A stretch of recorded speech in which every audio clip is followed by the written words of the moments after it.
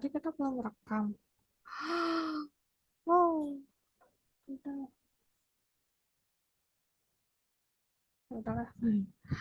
Nah, misalnya kita mau membuat list namanya list kosong ya, sama seperti membuat variabel disebutkan nama listnya ya. Aturan nama list sama seperti aturan nama variabel ya, karena sesungguhnya ini juga variabel gitu. Cuma variabelnya dalam bentuk list.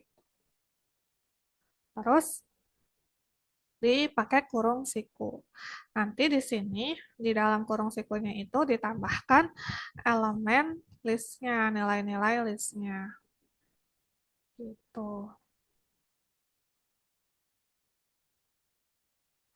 Misalnya kalau list kosong ya berarti nggak ada isinya. Terus misalnya kita mau list buah, kita masukin elemennya. Hmm, terus apa lagi? Itu misalnya. Nah, selain ini kan string ya. Selain string, list juga bisa berisi nomor, misalnya list nilai mahasiswa, misalnya ya. Ada yang 90, ada yang 87, ada yang misalnya 67, ada yang 88, 98, 100.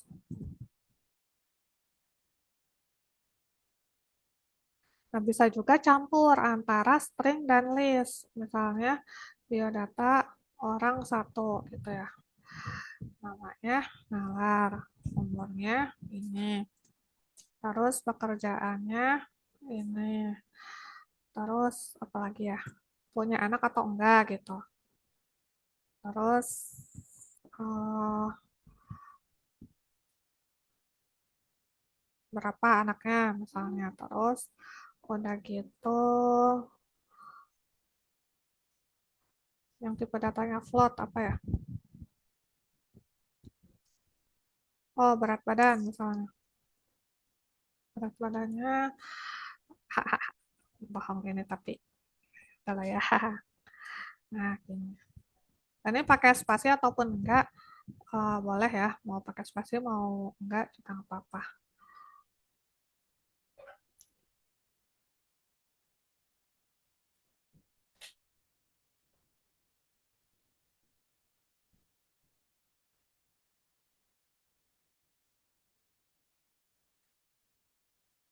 Gitu, coba kita jalankan. Nah, hasilnya seperti ini.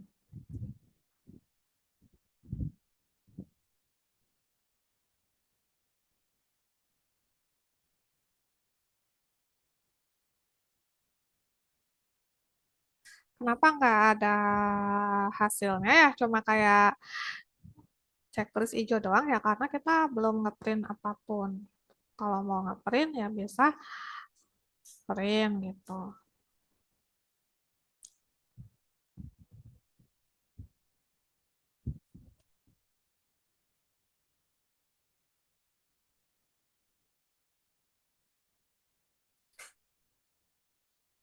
Nah, nanti dia baru deh di print.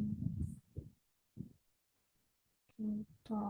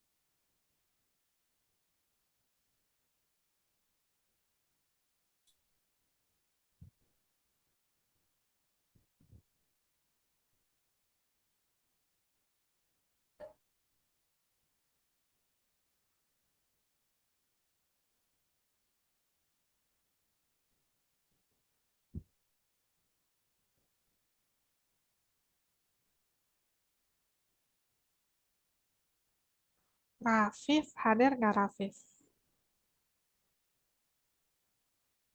Kalau Nazala,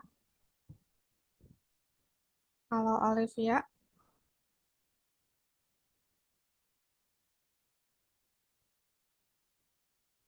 Yosua belum hadir ya.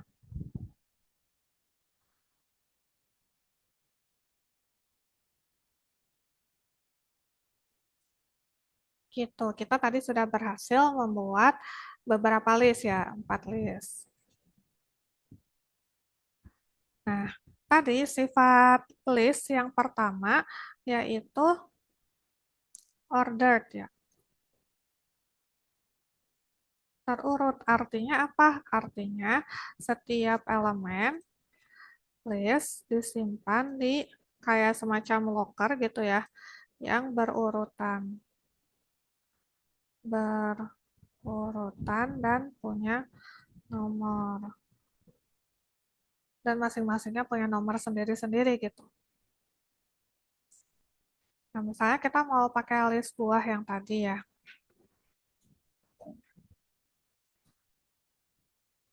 Terus kita mau mengakses.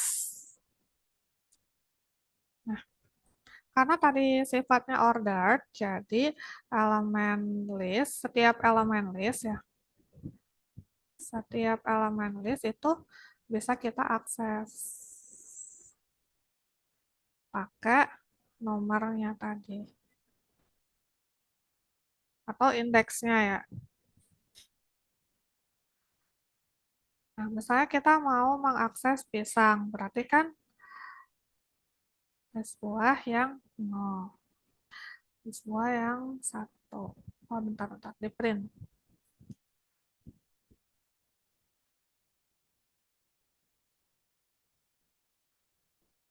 aja ya. 0, 1,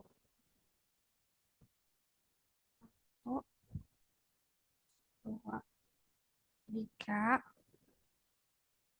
4. Nah, yang ke 0 itu pisang. Kenapa? Karena kita sebenarnya di dalam komputer gitu ya, itu ada kayak tempat penyimpanan. Nah, terus setiapnya itu punya nomornya. Karena ini tipe datanya list ya, kita pakai kurung siku. Nah, si elemennya itu disimpan ke tempat penyimpanannya secara berurutan. Misalnya ini pisang, melon, nanas, durian, dan jambu. Nanti kalau bikin list lagi, nanti disimpan lagi di setelahnya gitu ya. Nah, elemen pertama itu kita kasih nomor 0. Terus 1, 2, 3, 4. Kalau bikin list lagi, disimpan lagi di sini, nanti mulai lagi dari 0 gitu. Jadi setiap list itu nggak lanjut gitu ya, nggak lanjut jadi 5 gitu, tapi mulai dari 0 lagi.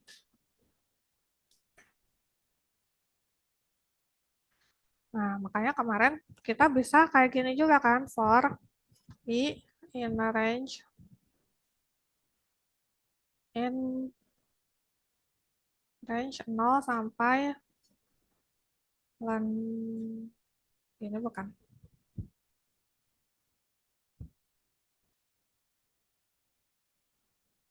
range list buah yang ke i. Nah, eh out of range.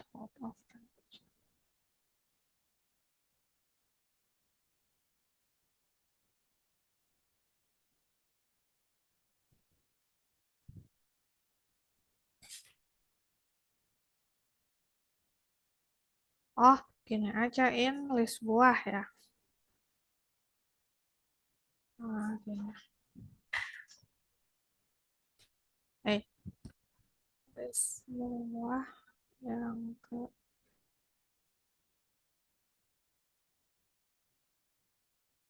oh ya, buah. Begini ya. Begini bukan. Ah, ya benar sih. Ketukar-tukar yang R sama yang Python.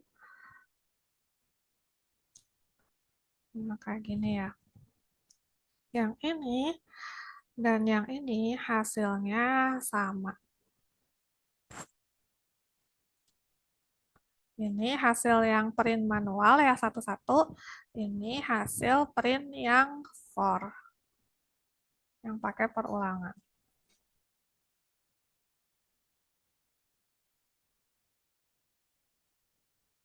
Nah, selain kan ini kita pakai indeks positif ya, indeks positif. Ada juga indeks negatif, teman-teman. Nih, indeks positif. Ada juga indeks negatif. Nah, kalau indeks negatif, dia mulainya bukan dari depan, tapi dari belakang. Dan dia mulainya bukan dari nol ya, tapi dari minus satu. Minus satu, minus 2, minus 3, minus 4, minus 5. Nah, ini biasanya dipakai untuk mengakses elemen paling belakang. Kan kita kalau misalnya listnya panjang, nggak mungkin hitung satu-satu ya, 0, 1, 2, 3, sampai terakhir gitu. Padahal kita pengen mengakses yang paling akhir. Nah, jadi bisa pakai indeks negatif. Ya, kayak gini, print list buah yang minus satu. Berarti ini elemen terakhir. Print, oh, nah ini. Kalau misalnya sebelum terakhir gitu, print list buah yang sebelum terakhir.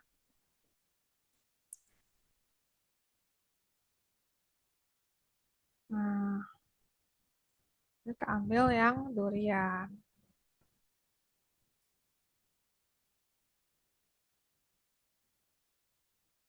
Itu untuk mengakses nilai list.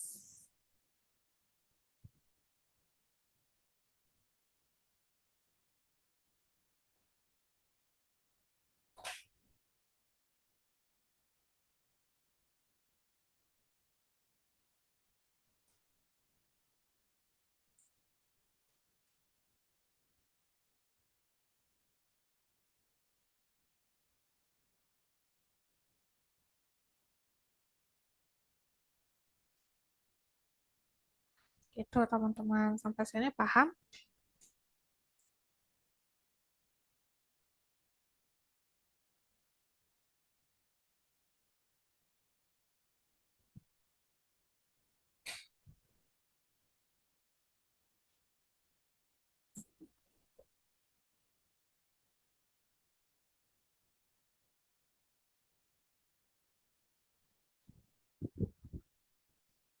Oke.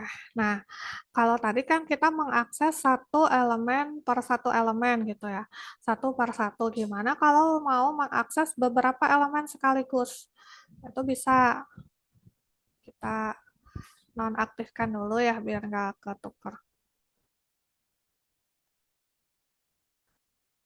Mengakses beberapa elemen sekaligus. Itu bisa pakai teknik slicing. Kayak gini ya. Nah, jangan deh. Jadi tadi kan kita menyimpan ya ke dalam loker ya. Kayak pisang, melon, nanas, durian, sama jambu. Nah, kalau pakai teknik slicing, kita kayak bikin tembok gitu per lokernya, tembok pemisah. Kayak di perumahan klaster gitu ya. Di perumahan kan tiap rumah tuh ada tembok pemisahnya ya, yang memisahkan rumah satu dengan rumah lainnya. Nah, setiap tembok ini kita kasih nomor juga sama. Dari 0, 1, 2, 3, 4, 5 gitu. Nah, misalnya kita mau mengakses rumah pisang melon nanas. Berarti kan pisang melon nanas itu tembok pembatasnya apa? 0 dan 3 kan ya. Kita kan tadi mau mengakses yang ini nih, pisang melon nanas. Nah, tembok yang memisah yang membatasi pisang melon nanas kan tembok 0 dan 3. Maka kita bisa gini, print list buah dari 0 sampai 3 gitu. Nah, hasilnya pisang melon nanas. Atau misalnya kita mau mengakses yang melon nanas aja gitu. Atau nanas durian misalnya, nanas durian. Tembok pemisahnya apa? 2 dan 4 kan ya. Berarti di sini print list buah 2 sampai 4. Misalnya nanas durian. Nah, yang sebelah sini tadi kan 2 sampai 4 gitu ya. Titik 2, 4. Ini adalah batas bawah. Ini adalah batas atas. Batas bawah, batas atas. Nah, batas bawah dan batas atas ini bisa diisi, bisa enggak. Kalau misal nggak diisi, maka seperti ini ya. Misal batas bawah dulu nggak diisi. Print list buah. Ini ya kosong ya, batas bawahnya kosong, terus langsung batas atasnya 3 misalnya. Maka hasilnya adalah dari awal sampai yang ini batas atasnya. Gitu. Misalnya ini nggak diisi ya, sampai 3 misalnya. Maka ini artinya dari tembok 0 sampai 3. Dari awal sampai ke tembok 3 gitu.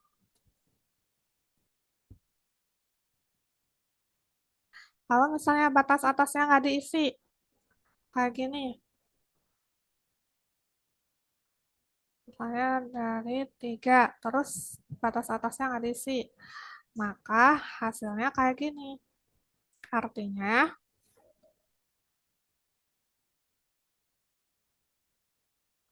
dari 3 sampai dengan akhir, tembok terakhir. Saya kan kebetulan tembok terakhirnya tembok 5 ya. Berarti dari tembok 3 sampai tembok 5 yaitu durian dan jambu. Tuh. Kalau misalnya dua-duanya nggak diisi, kayak gini. Jadi dari awal sampai akhir gitu, di print semuanya sekaligus. Sebenarnya ini sama dengan print list buah aja gitu.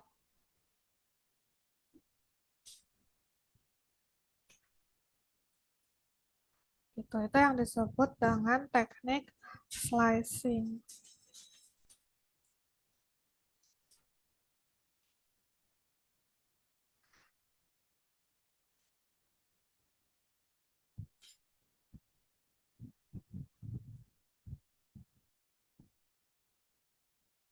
Gimana teman-teman? Apakah sudah cukup jelas? Ada yang ingin ditanyakan?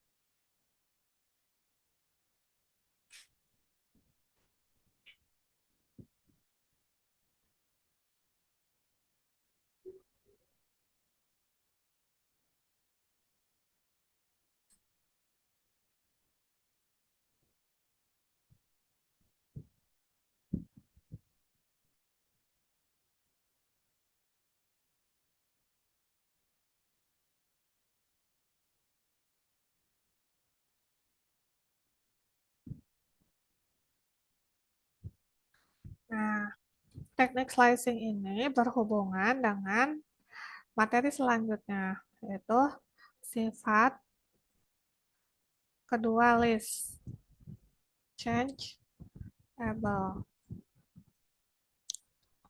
Bisa diubah. Bisa diubah itu artinya bisa diubah nilainya ya, bisa ditambah elemennya, bisa dihapus juga.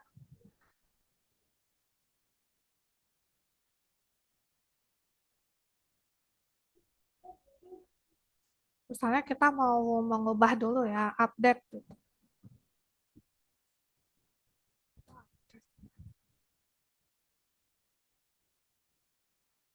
Misalnya kita mau mengubah durian jadi mangga. Kita pakai list buah yang tadi ya. List buah yang ini.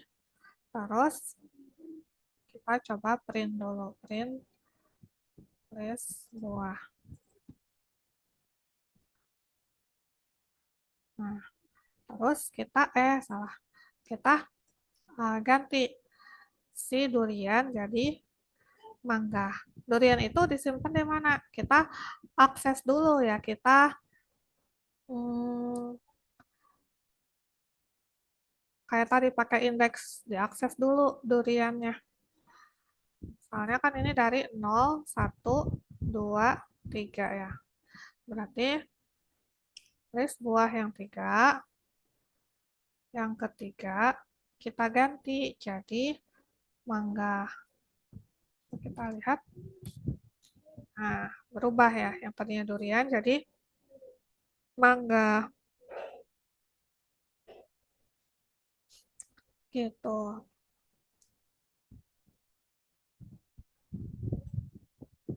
Kalau misalnya mau mengubah beberapa sekaligus gitu ya. Mengubah melon, nanas, dan mangga jadi buah ada apa lagi ya? Jeruk, terus misalnya pepaya, lagi buah naga misalnya. Berarti kita slicing karena kan ada beberapa elemen ya sekaligus. Slicing masih ingat kan? Kita bikin tembok-tembok, terus mulai dari 0, 1, 2, 3, 4, 5.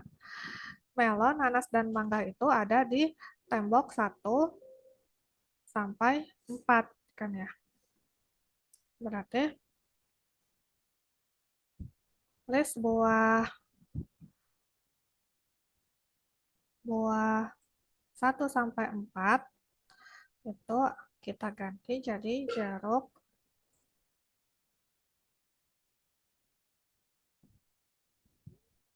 pepaya, dan naga.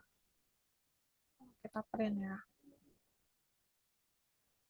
Nah, udah berubah gitu.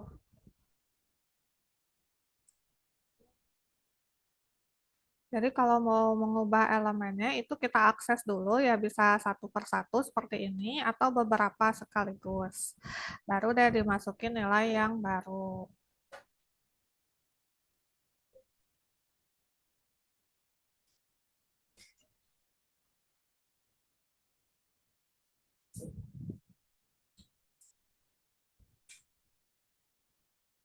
Nah, kalau mau menambah elemen di Python yang baru itu cuma ada dua metode ya, yaitu prepend, bukan, append itu untuk menambah di akhir dan insert ini untuk menambah di awal sampai sebelum akhir ya, di awal atau pertengahan gitulah ya. Sebelum akhir aja selain di akhir ya.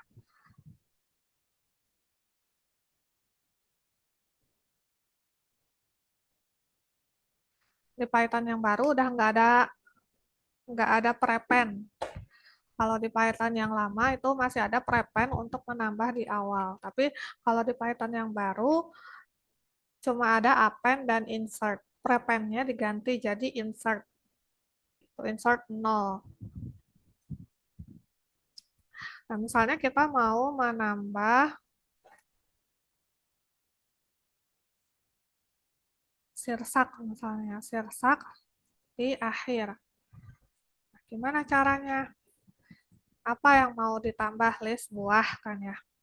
Terus kita titik append. Apa yang mau ditambah sirsak? Coba. Nah, sudah ada sirsak di akhir. Gitu.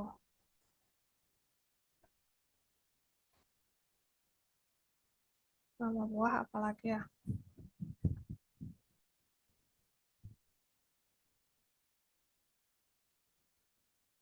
Semangka, semangka coba ya. Kita nambah semangka di awal. Berarti list buah dot insert di mana kita mau nambah, kita mau nyimpan elemennya itu di indeks keberapa, karena di awal berarti indeks yang ke 0 kan ya, 0 terus nambah apa, semangka. Nah, berhasil kita menambah semangka di indeks yang ke 0. Otomatis ini akan bergeser ke indeks 1, 2, 3, 4, 5, 6. Terus misalnya mau nambah apalagi nama buah, alpukat misalnya ya. Alpukat di indeks ketiga. Nah, sama seperti tadi list buah dot insert, kita nambah di elemen ketiga, nambah apa? Alpukat. Nah, kan 0, 1, 2, 3.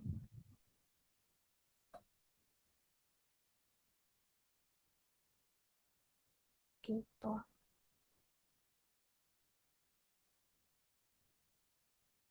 Itu untuk menambah elemen. Gimana teman-teman, berhasil gak?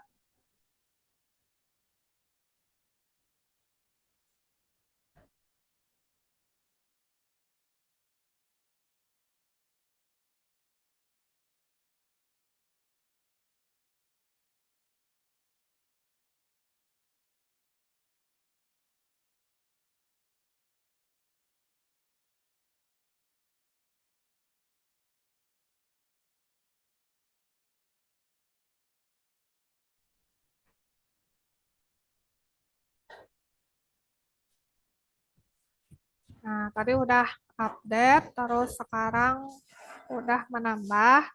Nah, yang ketiga yaitu menghapus.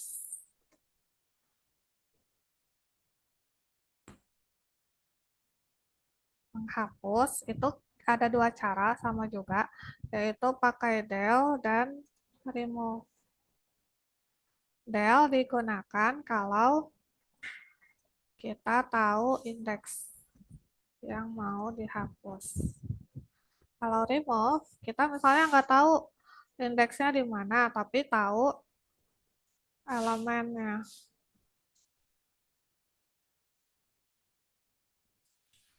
Contoh ya, kita mau hapus elemen pertama. Berarti kan tinggal list del list buah yang 0 kan ya, yang pertama. Print. Nah, yang pertama dihapus.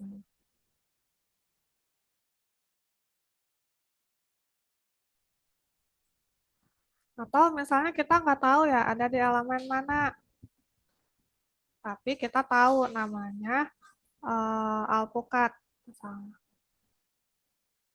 Kita pakai list buah dot remove alpukat. Sama ya, kalau A-nya gede disesuaikan. Nah, terhapus alpukatnya. Gitu.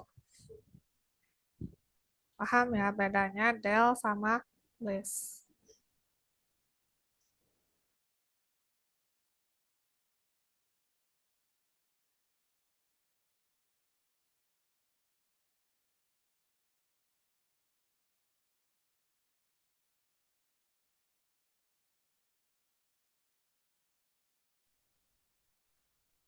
Gitu. Selain di-update, ditambah, dihapus, kita juga bisa sorting ya, mengurutkan pakai list buah dot sort.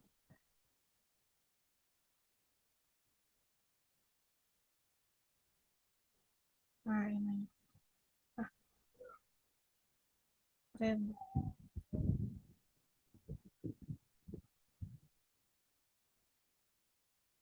non. Oh, gini. List buah. Gini.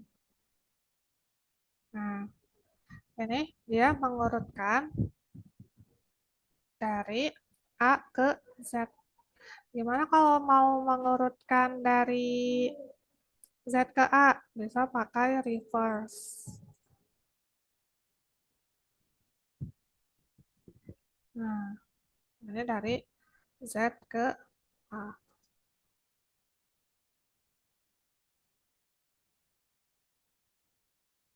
Gitu, teman-teman.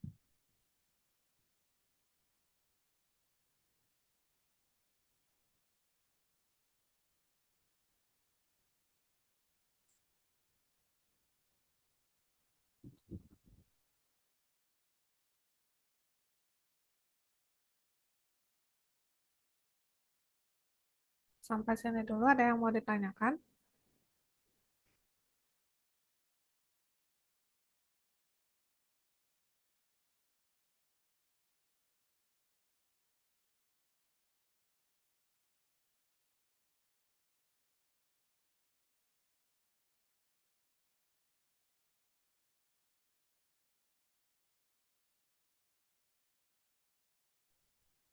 Hmm,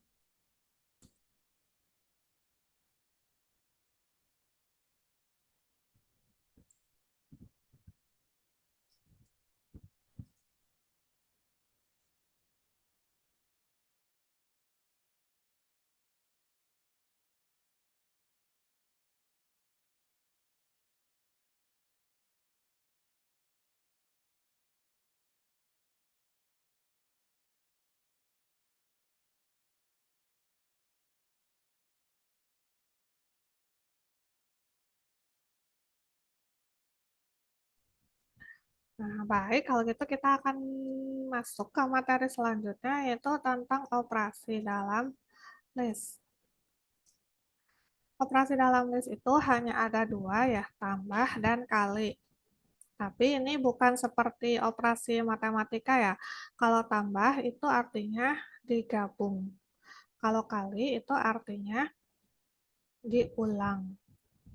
Misalnya kita pakai list buah yang tadi lagi ya, biar nggak repot bikin list baru.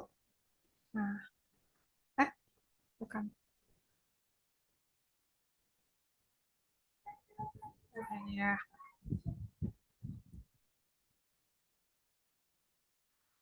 Terus kita mau punya list buah dua.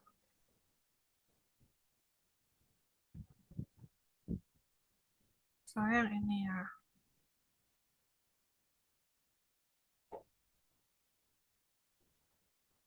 Sirsak, semangka, pepaya, naga, jeruk. Kayak gini aja. Terus kita tambahkan list buah, ditambah list buah dua. Di print ya.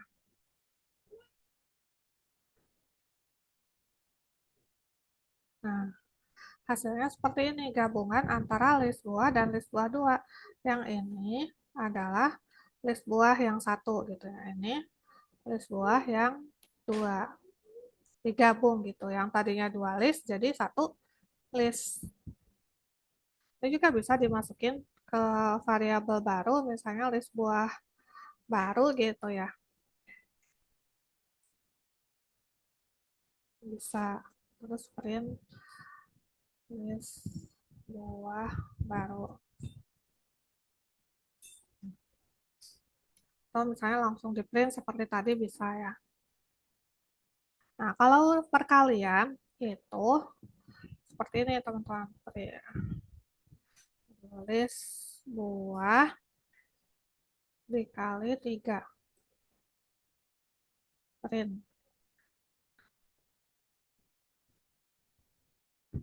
Nah, seperti ini jadinya. Jadi diulang 3 kali ini. Yang pertama, ini yang kedua, terus ini yang ketiga dijadikan satu list. Itu bedanya yang tambah dan yang kurang ya.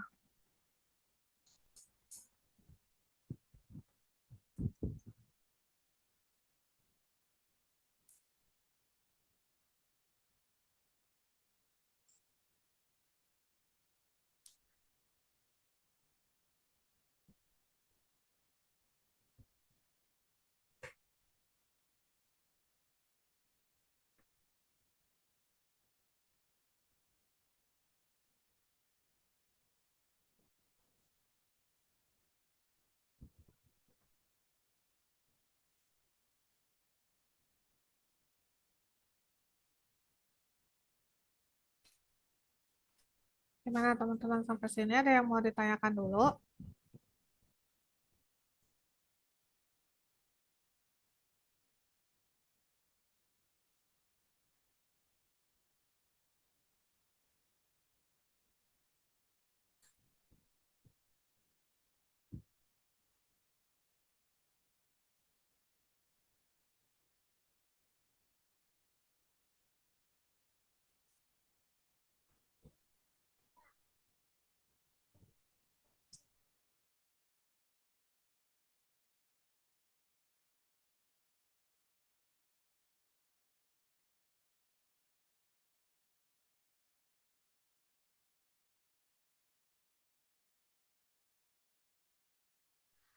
Itu udah sih untuk materi pertemuan yang kelima ya.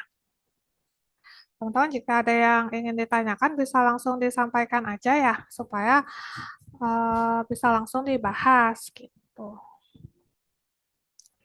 Takutnya kalau misalnya nggak ngerti terus di nanti-nanti gitu ya, nanyanya nanti aja deh. Itu jadi bingung, makin bingung. Terus biasanya menjelang UTS banyak yang WA ya nanyain. Jadi kemungkinan ketumpuk-tumpuk gitu WA-nya dan jadinya nggak kebales gitu. Jadi mending kalau ada yang kurang paham langsung ditanyakan aja gitu biar langsung dibahas. Baik, kita akan lanjut ke materi yang keenam ya. Supaya nanti nggak usah pengganti. Nah, yang materi yang keenam itu adalah tentang fungsi.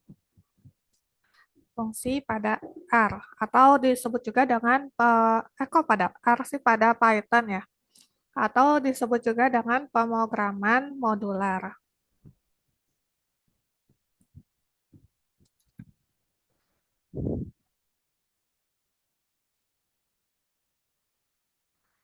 Nah, kita akan bahas tentang fungsi dan fungsi rekursif.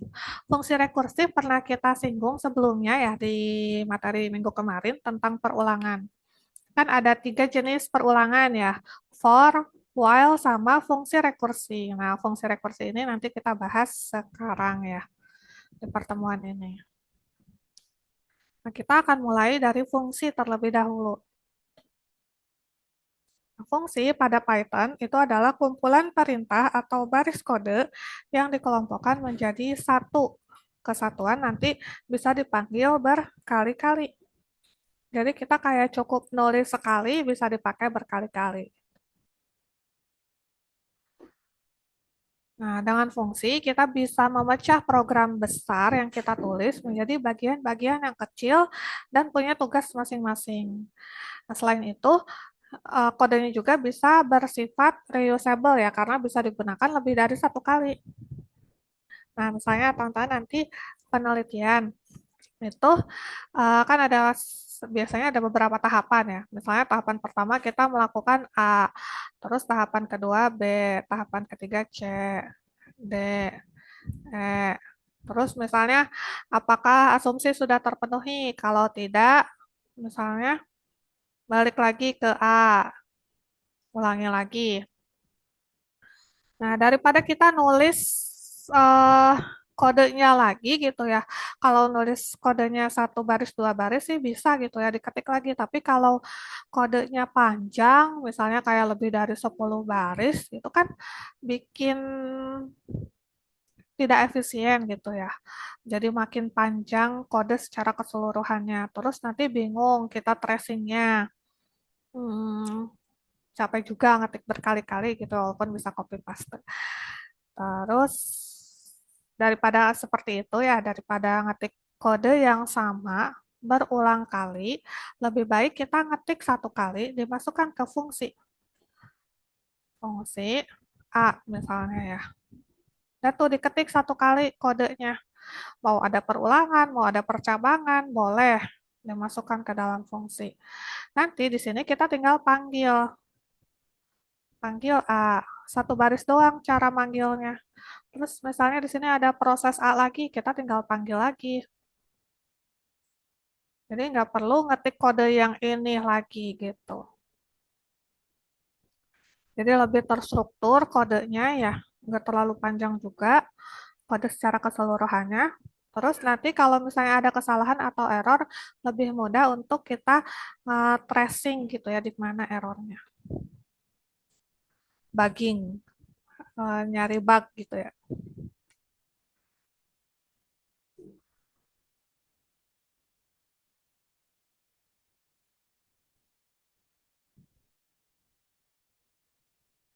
Nah, untuk membuat fungsi di Python itu kita cukup pakai def. Def itu untuk menandakan awal fungsinya ya. Terus nama fungsi, aturan nama fungsi sama seperti nama variabel. Kemudian parameter, parameternya itu boleh diisi, boleh enggak. Kemudian titik dua dan ada indentasi, jangan lupa. Terus disebutkan statementnya. Statement itu kode ya, kode yang dilakukan dalam fungsi. Nah, kita akan coba bikin fungsi.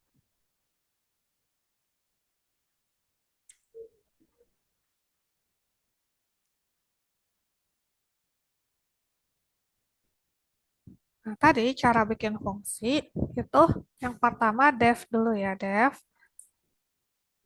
Terus nama fungsinya, misalnya halo dunia. Kita bikin yang simpel-simpel dulu aja ya, supaya lebih gampang gitu pahamnya.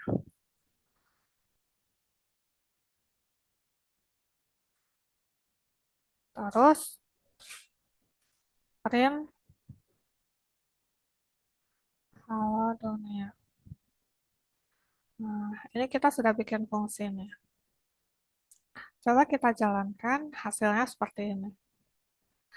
Kenapa nggak ada outputnya? Padahal kita udah ngeprint di sini. Kenapa ya?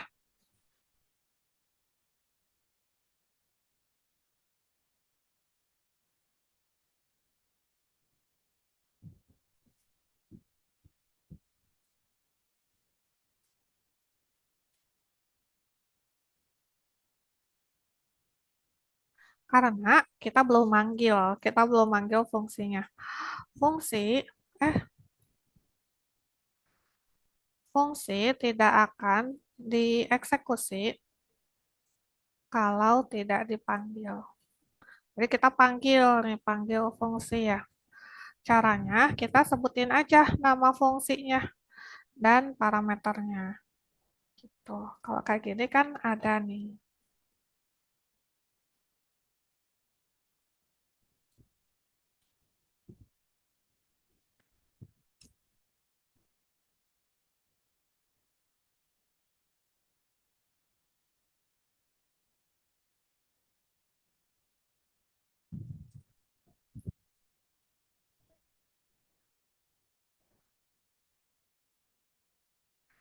Nah, tadi di dalam fungsi itu ada parameter ya.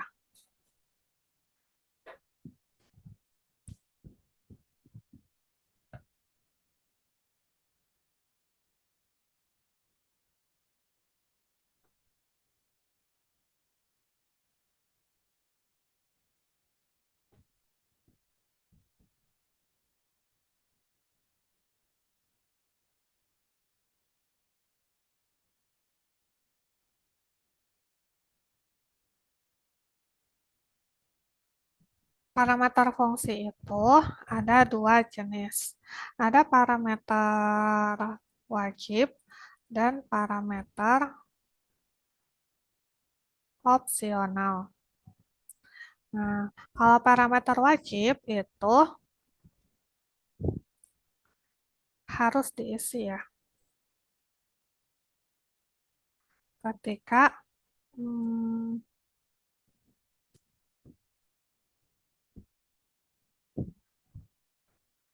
ketika memanggil fungsi.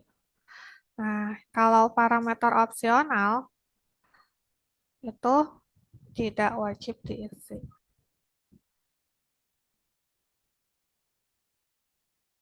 Kalau nggak diisi, dia akan menggunakan nilai default. Menggunakan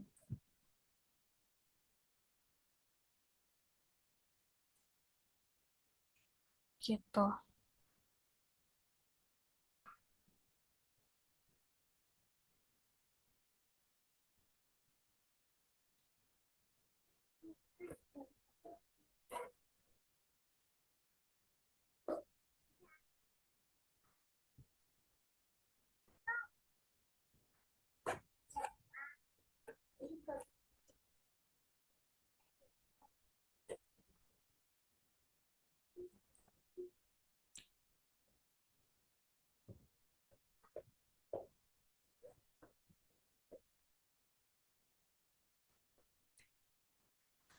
Misalnya kita mau bikin apa ya?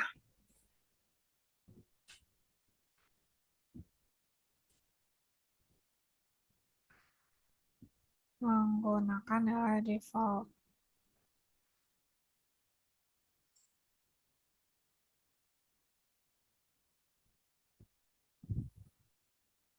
Misalnya kita mau bikin penghitung diskon aja Pak ya, yang contoh gampang. Menghitung diskon. Di sini kita bikin def, hitung total belanja misalnya ya.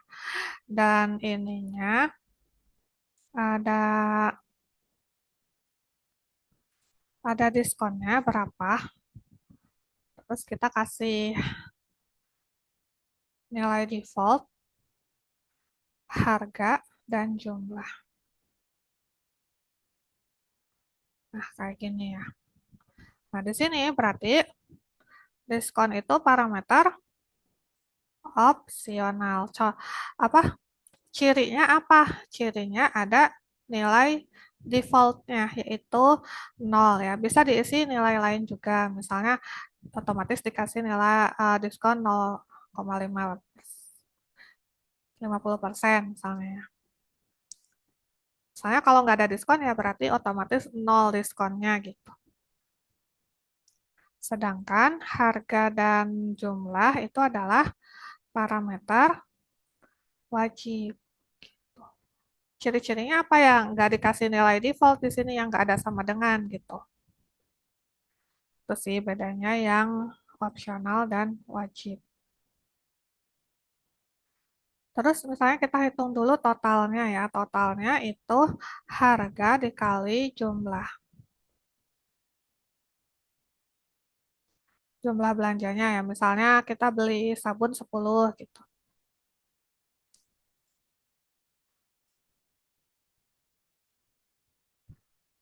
Terus kita hitung after diskon misalnya. Itu adalah total dikurangi atau misalnya dicek dulu ya kalau total belanjanya lebih dari 100.000, tuh 23, itu diskon sama dengan, atau kalau saya,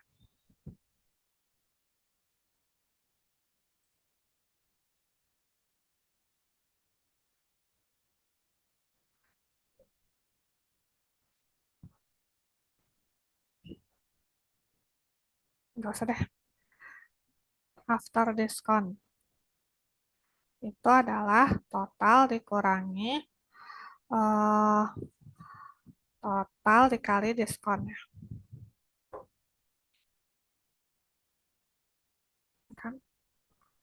Terus kita kembalikan nilainya, return after diskon.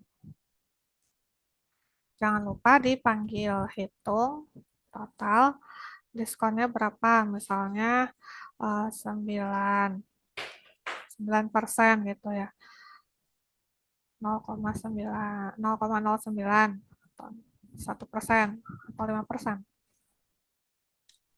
Terus harganya misalnya 100.000. Terus kita beli 9 piece.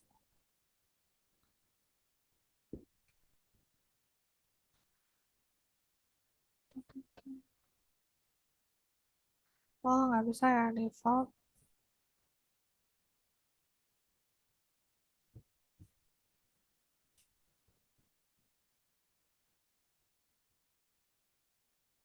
Oh iya, default tidak boleh ditulis di awal, teman-teman. Nah, coba kayak gini ya. Ini juga urutannya disesuaikan.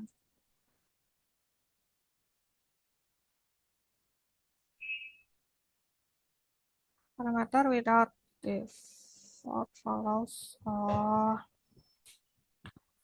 iya, nggak boleh parameter wajib setelah parameter default. Kenapa ya nggak boleh? Katanya parameter default nggak boleh di awal. Terus juga nggak boleh diikuti parameter wajib.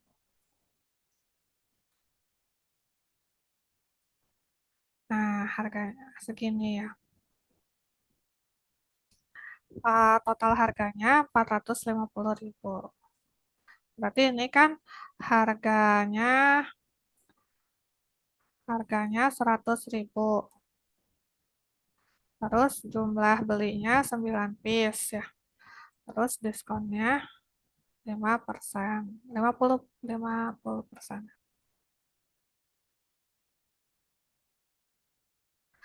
Nah, gimana kalau nggak pakai diskon?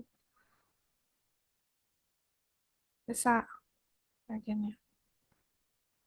Nah, jadi 900.000. Kenapa 900.000?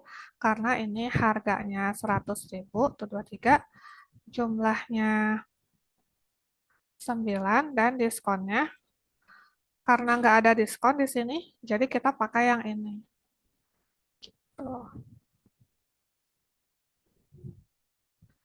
Beda ya kalau seperti ini nih.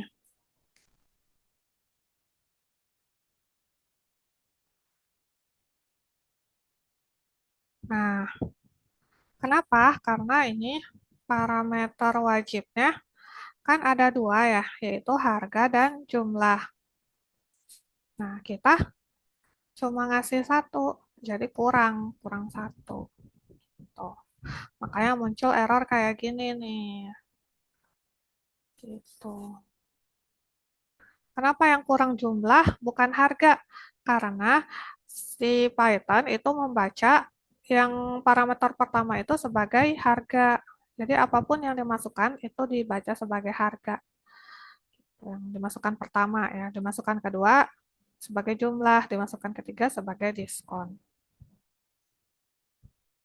Gitu. Jadi kalau parameter wajib itu harus diisi. Kalau parameter opsional boleh diisi, boleh enggak. Kalau misal nggak diisi, kita pakai yang ini ya, pakai nilai defaultnya. Gitu.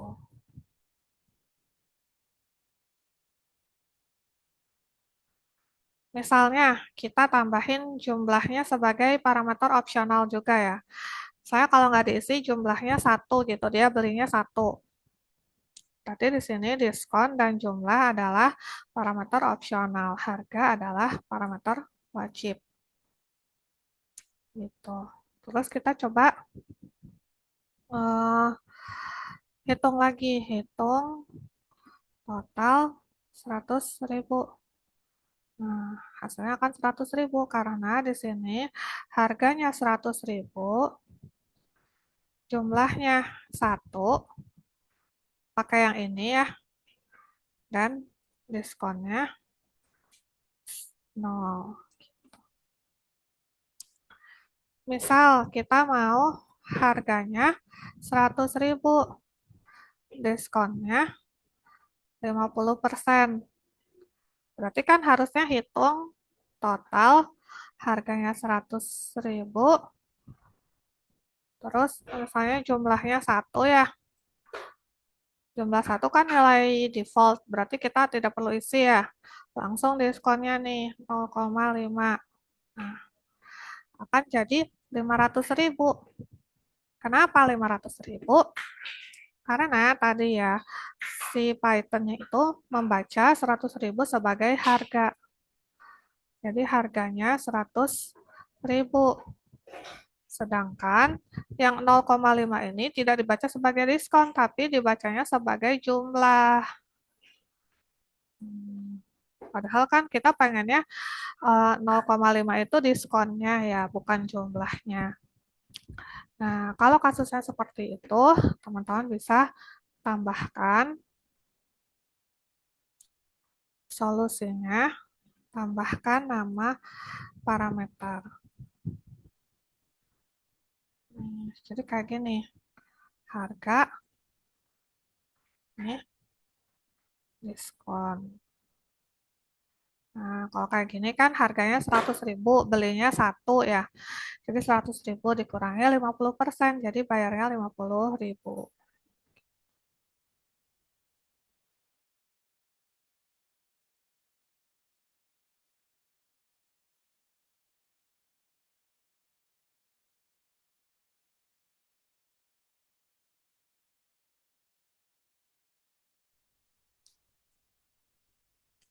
Kalau kita kasih nama parameter seperti ini, kita bisa ngacak urutannya ya. Misalnya kayak gini jumlah dulu gitu. Jumlahnya 50 pieces, harganya segini, diskonnya segini. Bisa gitu. Tapi kalau tidak dikasih nama variabel itu harus berurutan ya parameternya. Tapi kalau dikasih nama parameter bisa ngacak urutannya. Kalau misalnya teman-teman nanti ada banyak gitu ya parameternya dan sulit menentukan urutan ininya, urutan parameternya, teman-teman bisa ngacak tapi harus dikasih nama ininya gitu. Supaya Python-nya tahu yang mana yang diskon, yang mana yang harga, yang mana yang jumlah gitu.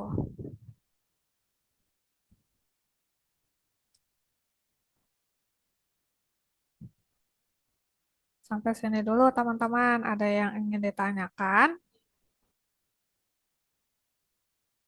Apakah berhasil?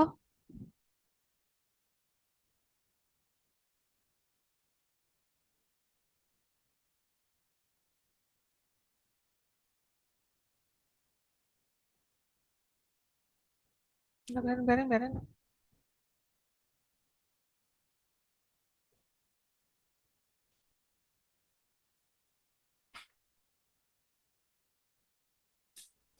Berhasil, oke. Yosua tidak hadir ya?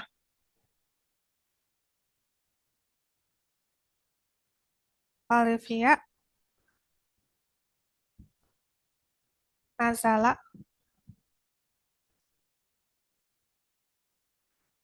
Muhammad Rafif.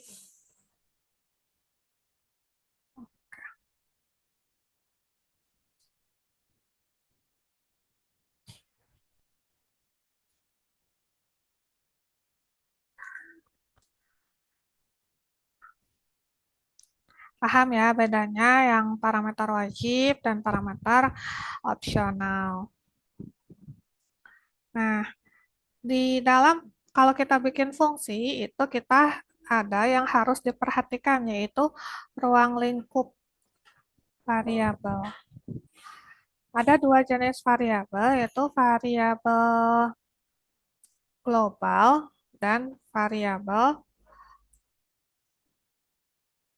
lokal.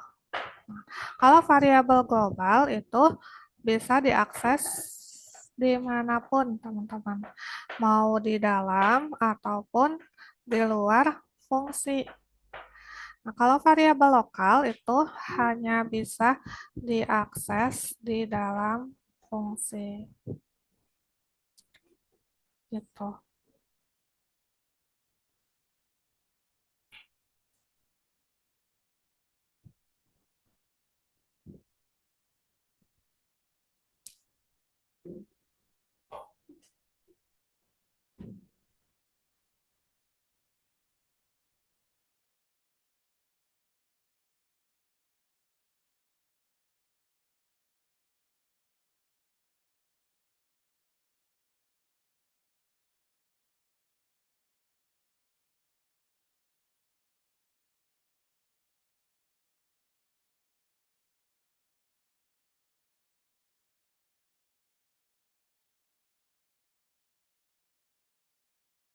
Misalnya ya, misalnya kita punya kota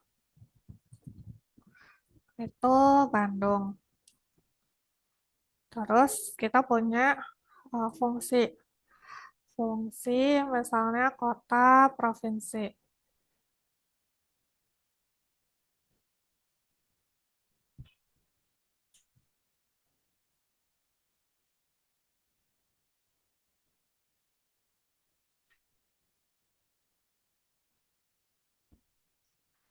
Nah, di sini kita bikin provinsinya Jawa Barat. Terus di sini kita punya lagi provinsi, tapi beda Jawa Tengah misalnya ya. Terus kita di print kota provinsi. Nah, terus kita panggil ya, panggil fungsi kota print kota provinsi. Terus juga print kota provinsi. Nah, kayak gini hasilnya.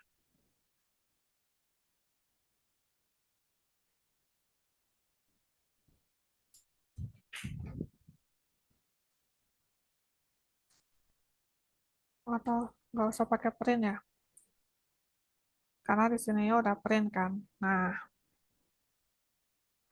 gini.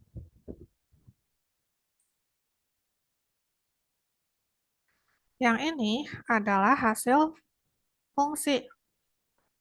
Sedangkan yang ini bukan. Kenapa hasilnya beda yang satu Jawa Tengah, yang satu Jawa Barat?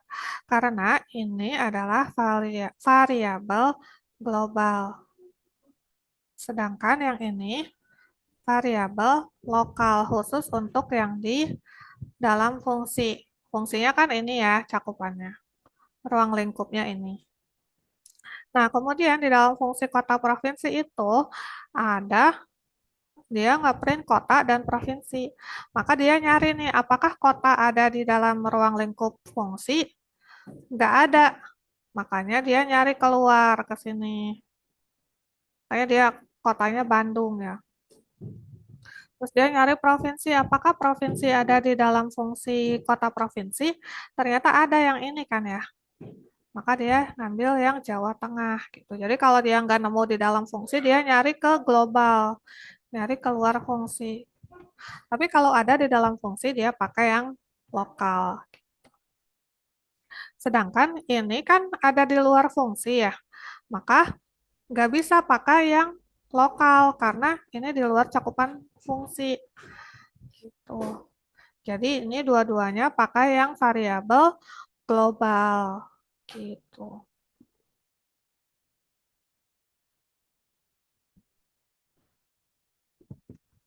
Itu makanya kita harus ngecek ya ruang lingkup variabelnya, apakah yang lokal atau yang global gitu. Jangan sampai saling saling menimpa gitu ya kayak gini. Kan jadi aneh ya Bandung, Jawa Tengah gitu.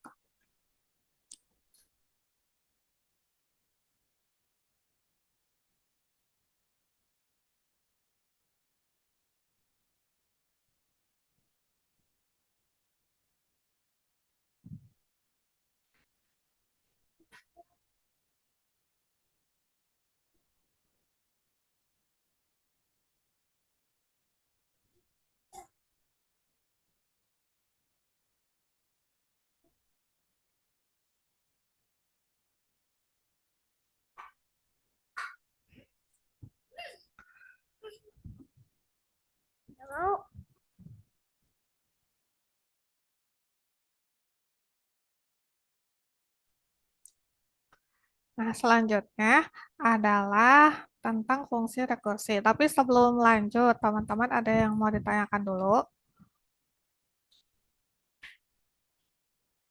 Apakah sudah berhasil fungsinya?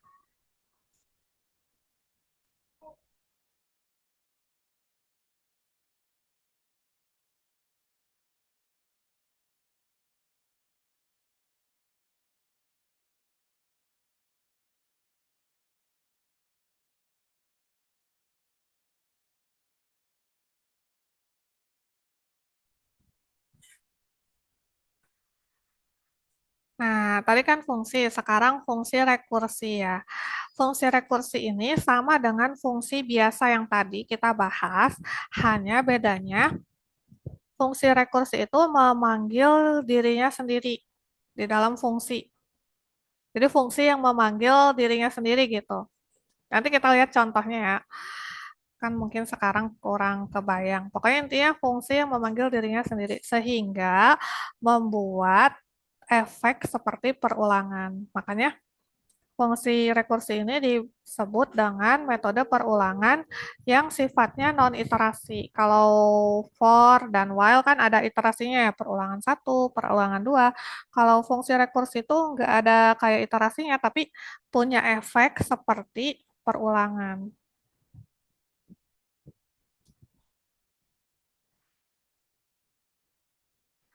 Nah, kita akan coba langsung buat aja ya fungsi rekursi.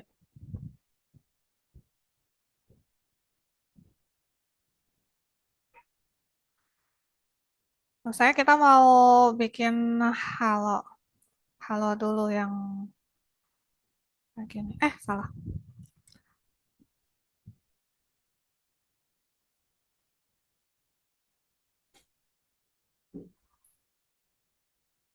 Nah, ini yang disebut dengan rekursi. Dia di dalam fungsinya memanggil dirinya sendiri gitu.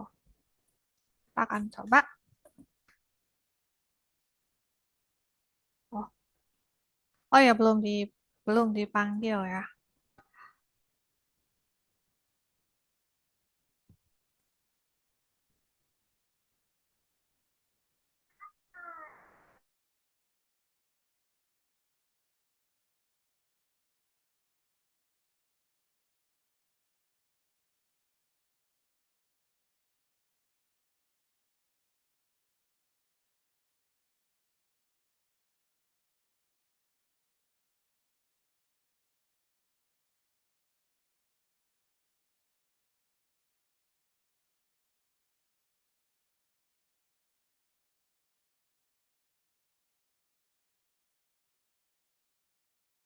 Nah, dia akan ngeprint halo dunia terus menerus, nggak ada berhentinya. Kecuali kalau kita klik tombol ini ya. Nah, kenapa? Karena kan kita panggil nih satu kali, maka dijalankan kan yang ini. Terus dia ngeprint halo dunia. Terus udah gitu, udah ngeprint dia manggil dirinya sendiri lagi. Ulangi lagi ke sini. print lagi, terus dipanggil lagi dirinya sendiri, ulangi lagi, terus sampai kita klik berhenti ya.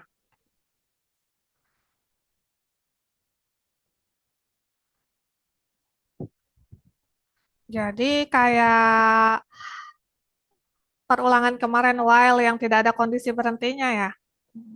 Makanya ketika membuat fungsi rekursi itu harus diperhatikan ya, harus seteliti mungkin supaya nggak terjadi kayak gini gitu.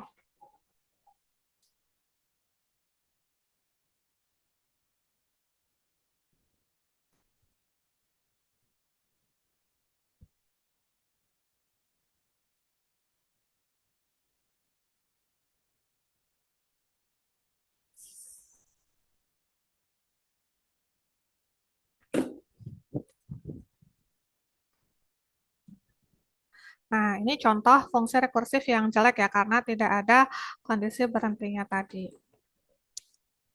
Kita akan bahas yang gimana sebaiknya. Misalnya, kita mau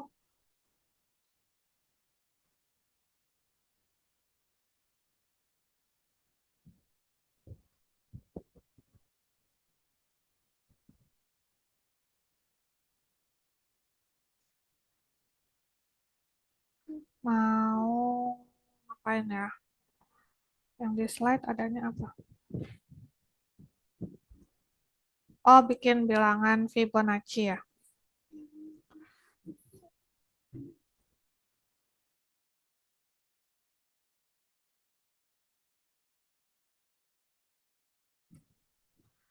Bilangan Fibonacci. Teman-teman tahu kan bilangan Fibonacci? Dia diawali dari 0 dan 1. Setelah itu ditambahkan dua angka di sebelumnya. 0 tambah 1, 1. 1 tambah 1, 2. 1 tambah 2, 3. 2 tambah 3, 5. 3 tambah 5, 8. 5 tambah 8, 13. Dan seterusnya ya. Nah, langkah pertama kita bikin dulu fungsi yang mengembalikan list angka. Kan kita mau ini ya sebagai list ya. Def Fibonacci misalnya. Yang kita menerima parameter n itu nanti akan dijadikan sebagai panjang list. Kita coba dulu return n. Terus kita panggil Fibonacci 5 misalnya. Nah, berhasil ya yang tadinya integer jadi list. Sudah berhasil mengembalikan sebuah list. Terus kita hmm, kalau n-nya kurang dari 0, kurang dari 1, kurang dari 1 kan berarti ini ya. Maka kembalikan dirinya sendiri. Kalau kurang dari 1 kan 0, maka return list yang isinya 0. Itu ini. Selainnya, return. Di sini rekursinya Fibonacci n minus 1. Kan nanti kita misalnya panjangnya mau 5 gitu ya. 1, 2, 3, 4, 5. Nah, nanti dia manggil dirinya sendiri untuk yang 5 dulu. Terus untuk yang 4, 3, 2, 1. Di sini rekursinya ya. Yaitu yang ini. Kita manggil fungsi dianya sendiri. Kita coba. Nah, berhasil ya. Di sini tuh maksudnya, kan tadi n-nya sama dengan 5 ya. Dicek apakah n-nya kurang dari 1, tidak. Maka dia manggil Fibonacci n minus 1, 4. Ditambah 5. Gitu. Fibonacci 4 itu apa? Berarti manggil Fibonacci N-nya 4 kan ya. Apakah 4 kurang dari satu? Tidak. Maka dia manggil Fibonacci N minus 1, 3. Ditambah list N 4. Ditambah yang ini tadi, 5. Sedangkan ini tadi operasi penggabungan list ya, yang barusan kita bahas. 4 ditambah 5 itu jadi list baru. Nah, gini. Fibonacci 3 itu apa? Dia manggil N-nya 3.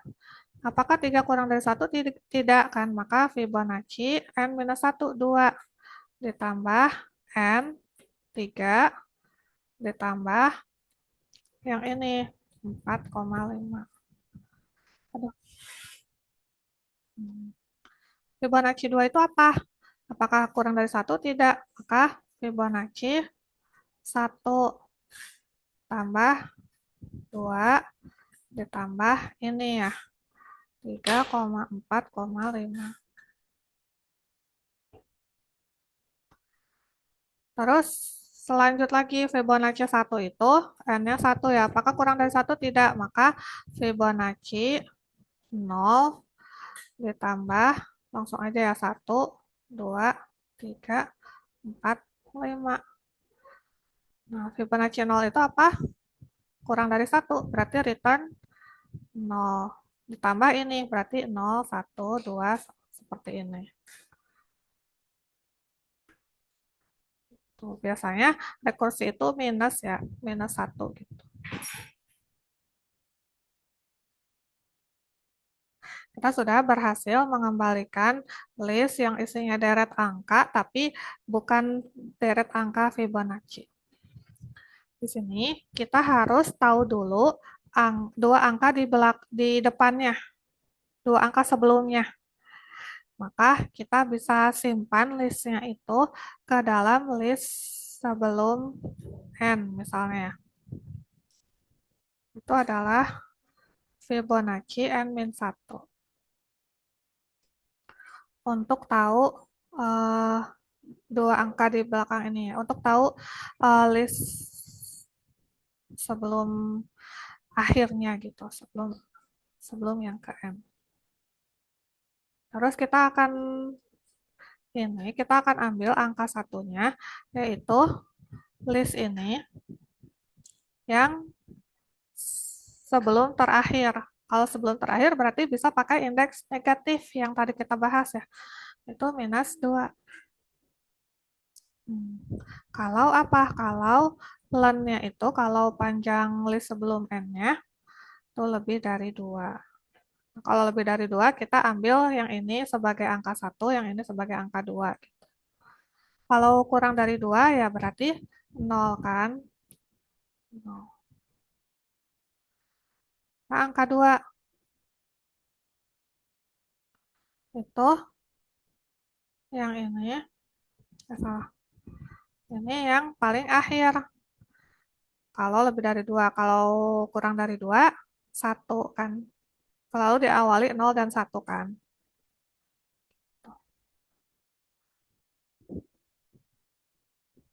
Terus yang dikembalikan adalah list sebelum N ditambah N. Kita akan coba jalankan.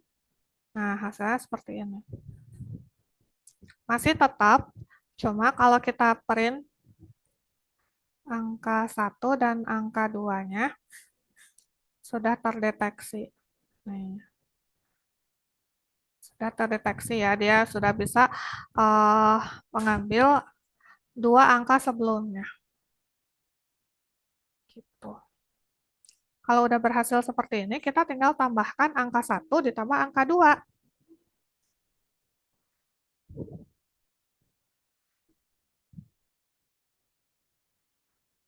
Di bagian sini, dia bukan return n lagi, tapi angka 1 ditambah angka 2. Gitu. Nah, sudah sama kan ya? Ini. Masalahnya, kita pengen N itu sebagai panjang list ya, bukan kalau ini kan 1, 2, 3, 4, 5, 6, 6 panjangnya ya. Maka di sini kita bisa misalnya modifikasi ya, panjang itu kita nerima input.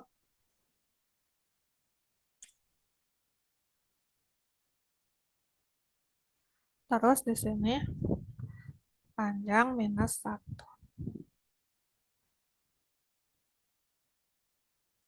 Jadi biar nggak kelebihan gitu ya ininya.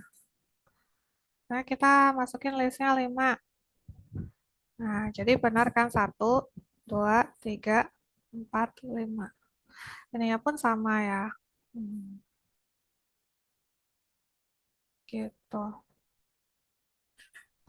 Kenapa bisa jadi seperti ini? Coba kita tracing ya.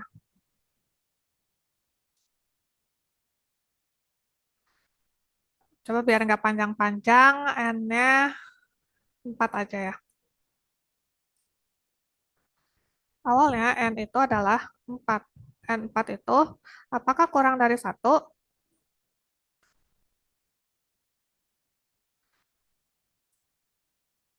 Tidak kan ya?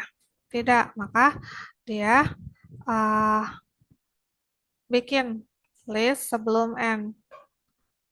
List N misalnya Fibonacci N-1, 3. Terus angka satunya,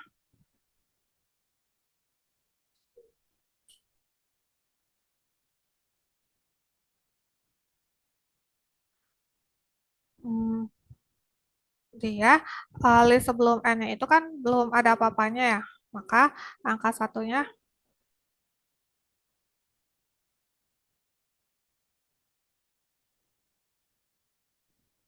oh enggak,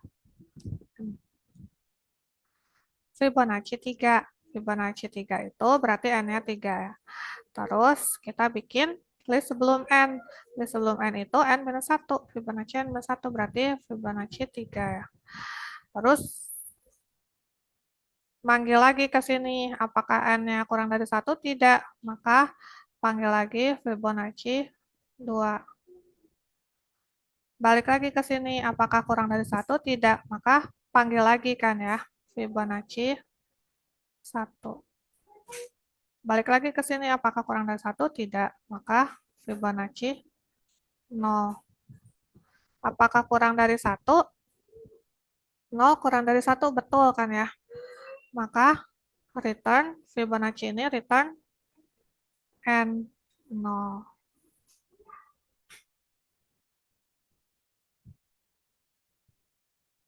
Jadi list sebelum N-nya itu sekarang 0. Nah, terus baru masuk ke sini. Apakah list sebelum N-nya panjangnya lebih dari 2? Tidak. Maka angka 1 itu angka 1 ya 0. Angka 2 ya 1 gitu. Terus kita return list sebelum N. Jadi dia masuk ke sini ya. List sebelum N-nya tuh 0 ditambah angka 1 ditambah angka 2. 0 tambah 1. 1.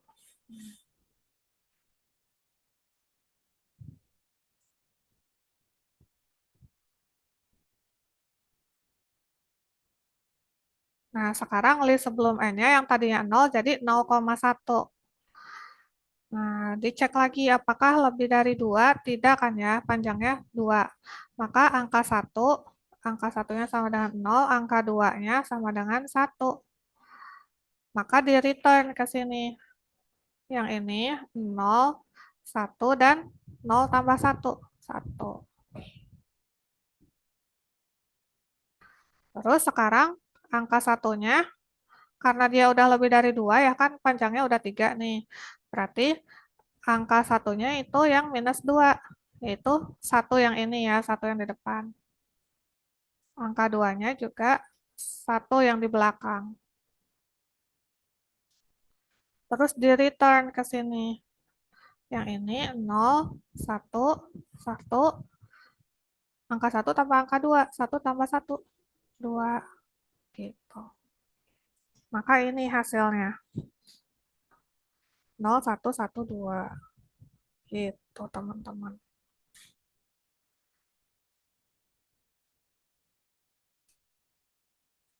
Jadi kita kayak mengulangi hal yang sama gitu ya.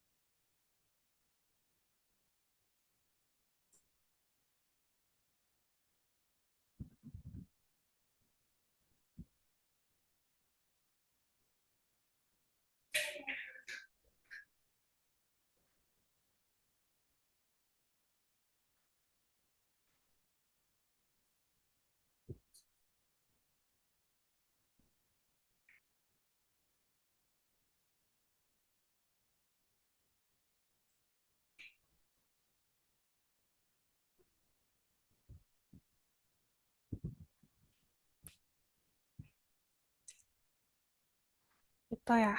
Contoh lain. Misalnya kita mau hitung faktorial.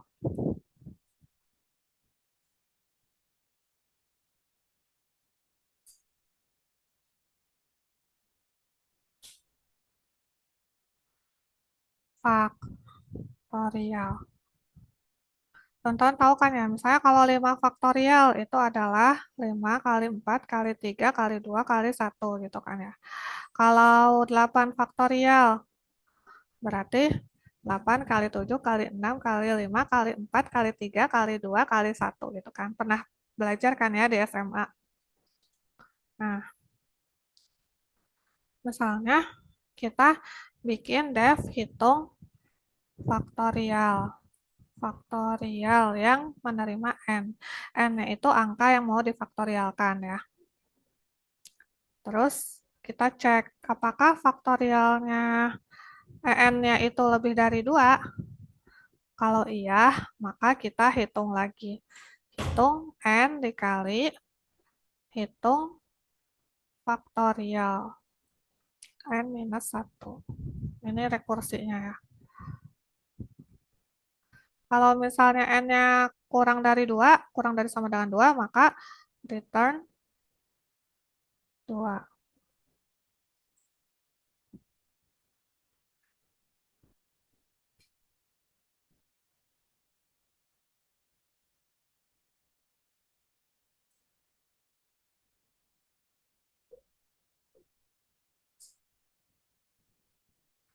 Terus kita panggil hitung faktorial 5 misalnya. Nah, hasilnya 120 karena 5 kali 4, 20 kali 3, 60 kali 2, 120 kali 1, 120 kan ya. Nah, kenapa bisa seperti itu? Karena gini, kan N-nya 5 ya. 5. Terus apakah 5 lebih dari 2? Iya, maka yang di return adalah 5. Oh, masuk angin. 5 dikali hitung N minus 1, 4 ya. Hitung 4 ini apa? Balik lagi ke sini. Apakah lebih dari 2? Ya, maka return 4 dikali hitung 3. Hitung 3 itu apa? Ke sini lagi, apakah lebih dari 2? Ya, maka 3 dikali hitung 2. Apakah hitung 2 itu apa? Ke sini lagi, apakah lebih dari 2? Tidak, maka return 2. 2.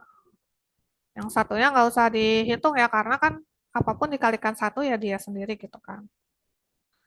Terus kita tinggal hitung deh, 5 dikali ini 4, dikali ini 3, dikali 2, sama dengan 120.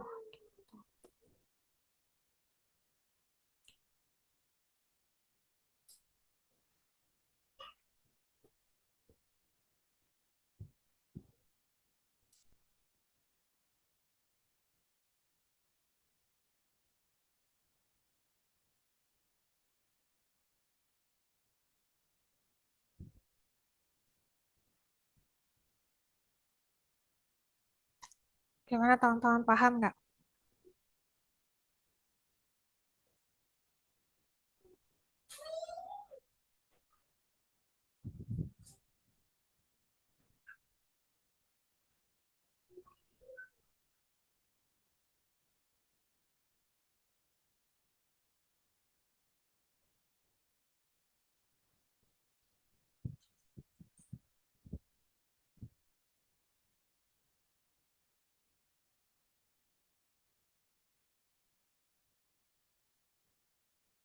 Nah, kalau tadi kan contoh untuk yang numerik ya.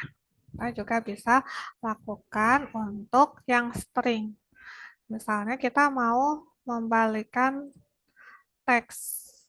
Ini ada dinalar jadi penggalan gitu ya. Def balik. Kita nerima parameternya teks. Kalau len teksnya itu teks itu kan string ya. Kita bisa hitung panjang stringnya. Kalau misalnya sama dengan 0, maka return nothing ya. Nggak mereturn apapun. Selainnya, kalau panjangnya lebih dari 0, kita return teks yang terakhir. Ditambah dengan balik teks dari awal sampai sebelum terakhir. Makanya tadi yang apa indeks negatif itu penting ya. Coba kita print balik nalar. Nah, hasilnya kayak gini. Kenapa kayak gini? Kan awalnya nalar ya. Terus ini panjangnya berapa? Panjangnya ada berapa huruf? 1, 2, 3, 4, 5 kan ya. 5. Nah, terus dipanggil kan ke sini. Apakah panjangnya sama dengan 0? Tidak. Maka masuk ke sini kan. Return teks yang terakhir. Yang terakhir itu R kan ya. R ditambah balik teks dari awal sampai, masih ingat tadi yang teknik slicing itu seperti ini ya kalau kalau pakai indeks negatif. Nala. Balik nala berarti lennya itu 4 ya. Apakah sama dengan 0? Tidak. Maka kembalikan teks yang terakhir yaitu A ditambah balik dari awal sampai sebelum terakhir 0. Apakah 0 lennya 0 ya? Kan enggak ya, ini 3. Maka ke sini L ditambah balik. Nah, nah itu kan lennya 2 ya. Apakah sama dengan 0? Tidak. Maka panggil lagi. Panggil lagi. A ditambah balik N. Ini lennya 1. Apakah 1 sama dengan 0? Tidak. Maka N ditambah balik. Nggak ada apa-apa. Ini berarti lennya 0. Kalau lennya 0, dia tidak mereturn apapun ya. Jadi udah aja kayak string kosong gitu.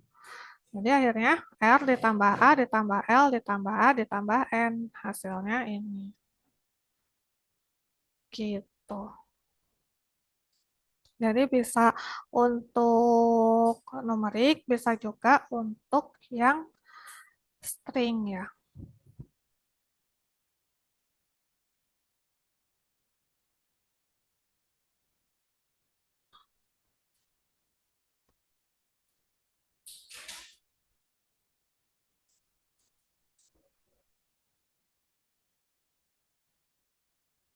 Itu sih teman-teman ada yang mau ditanyakan?